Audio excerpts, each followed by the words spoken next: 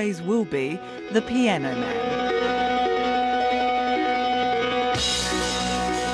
Even in rehearsal, Billy Joel is master of the keyboard.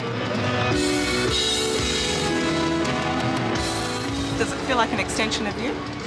No. No. Sometimes you gotta get away from this. It could be your best friend, it could be your worst enemy, you know? It's been your best friend over the years, hasn't it? It's been a very good friend, but sometimes we don't get along.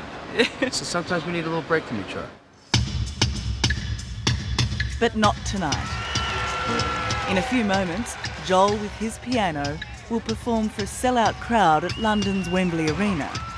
Do you have any sort of pre-concert rituals that you do? Oh, yeah. Yes, I go from my dressing room to the stage. At 57, he's done this countless times, but there's no place that he'd rather be. After all these years, it's still fun, huh? It's the best job I ever had. What other kind of job? Everybody goes, we love what you're doing, yay, hooray, and they throw buckets of money at you, and girls actually look at me as if I'm interesting. It's a great job.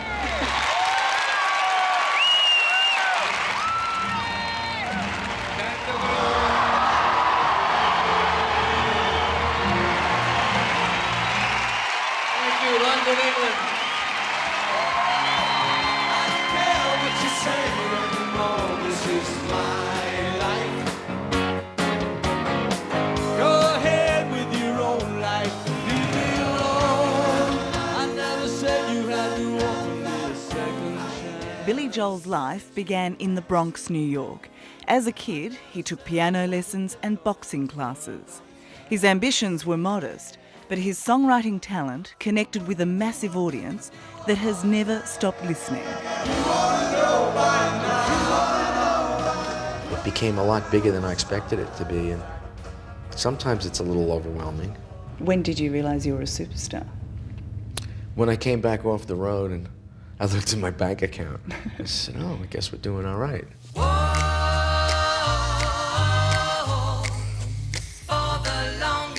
In the music industry, success is measured in album sales.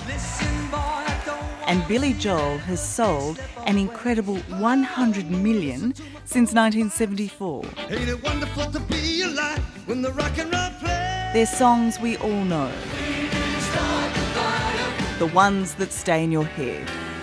Honesty is hardly ever heard. You may be right, I may be crazy. It's 9 o'clock on a Saturday. And of course, the one that started it all, Piano Man. There's an old man. Tales collected from his own time performing in a piano bar. Sing us a song, you're the piano man. Sing us a song tonight. I don't write for audiences. I don't write for the record company. I don't write for radio. I don't write for critics. I pretty much write for me. Why do you think that appeals to so many people? I don't have a clue. I wouldn't know a single if it bit me in the butt. I don't have a clue. Even now? Even now. I was always shocked when we had hit singles. Don't go changing to try and please me. A song like Just the Way You Are, we almost didn't put it on an album. We were sitting around listening to it going, that's a chick song, you know? I take you just the way you are. You've got to trust in chicks, you know. Oh, absolutely, yeah, women know. Women know a lot better.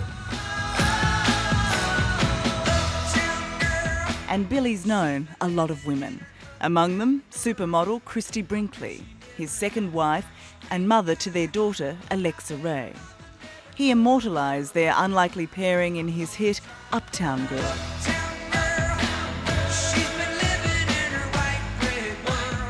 Well, you know, the song originally was called Uptown Girls, not Uptown Girl. Okay, you're showing off now, you know. No. I mean, I know it's associated with Christie, but when I started to write that song, I had recently divorced prior to meeting her. All of a sudden, I'm a rock star and I'm divorced. All these women were going to go out with me. I went out with Elle Macpherson. What is it about Billy Joel and beautiful women? Is it just the rock star thing? Well, I have a great job. Hey, some guys go out and get a sports car because they think that's going to do it. I have to credit the piano. I ain't no matinee idol. I look in the mirror every morning and you're a rock star. That's funny. But I'm not quitting. Tell her about it. Tell her everything you feel. And why would he? 2 years ago, Billy married Kate Lee, a glamorous 23-year-old television star. What's marriage like the third time round? It's great. I like being in a monogamous relationship, and I was lucky enough to meet Katie. It was pure serendipity. With an age difference of 32 years, Billy Joel was a superstar before Kate Lee was even born. Did you always believe that age was no boundary to love? You know, I've been asked about that. Well, she's 30 years younger than you. I thought about it. I said, you know what? I would have wanted to marry her if she was 30 years older than me. We just hit it off. She's probably more mature than most women her own age anyway, and I'm extremely immature for my age. So we kind of meet in the middle. Are you guys talking about kids? Are you expecting to be a dad again? Nothing's in the offing right now. I mean, as soon as you say it, they go, oh, she's pregnant. No. But yeah, we want to have children, sure. Billy Joel's great and not so great times are all there in his music. The ups and downs of life, the emotions of everyday people. People have described your music as the soundtrack to the lives of millions and millions of people. Is that a huge pressure for you, a huge responsibility? It's a little daunting when people say that. You wrote the soundtrack to my life. Oh man, you must be lost. You know, I tell people I'm in the dark as you are.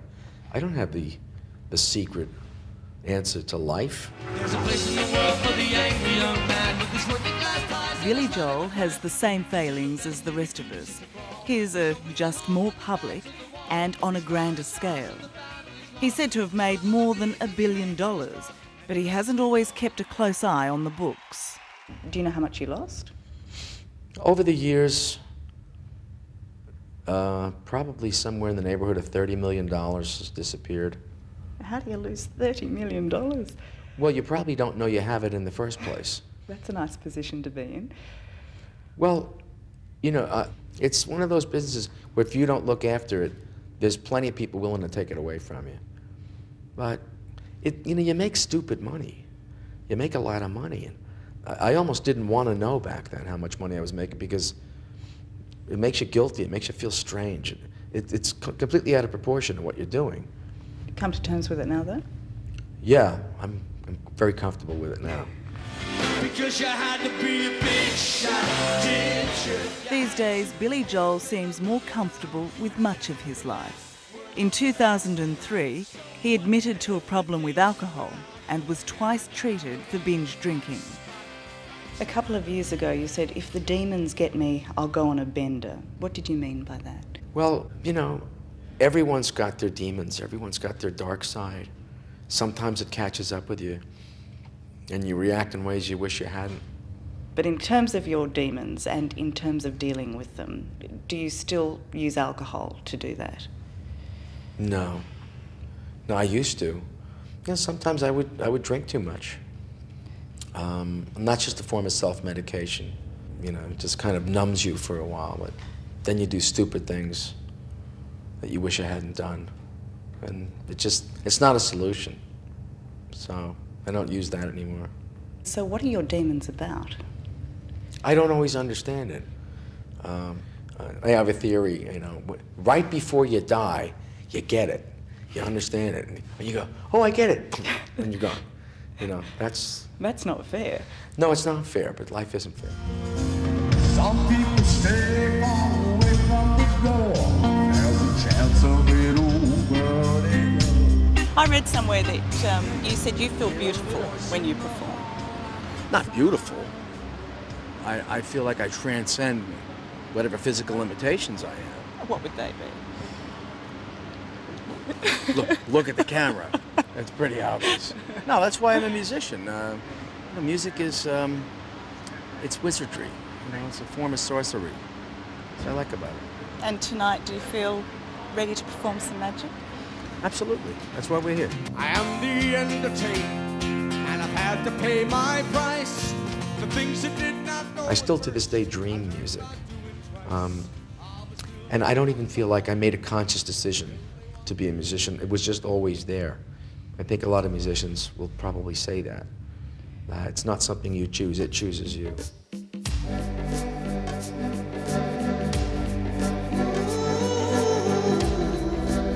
These days, he's writing symphonies rather than hit singles. The style might be different, but the struggle is the same. I know I'm searching for something so undefined. If I don't come up with writing something that I want to be really, really good, I get really bugged about it. It'll haunt me. It'll torment me. So there's a downside to it too. But the upside is sometimes I come up with something I really like, and I walk away and say, hey, I did that. Ha ha ha. After 4 decades on the road, Billy Joel's still one of the biggest acts on the planet. Madison Square Garden for the very first time. On this world tour, he's outsold Madonna, and at Madison Square Garden in New York, he sold out 12 successive shows, something no other artist has done. I never looked at what I did as if it was somewhere in the cosmos, as if I was in some kind of an ivory tower. It's my job. That's what I do. And when I go home, I mean, I take that hat off. But you've got to get carried away with it sometimes. Don't you act like the rock star occasionally? Hey, it helps to get in a restaurant. I'll give you that. You know, I can always get a table. I think it's funny. I mean, I haven't lost sight of the fact that it is kind of really silly. It's a silly job. It's the best job I ever had, but it is a silly job. Hello, I'm Tara Brown. Thanks for watching. To keep up with the latest from 60 Minutes Australia, make sure you subscribe to our channel. You can also download the 9Now app for full episodes and other exclusive 60 Minutes content.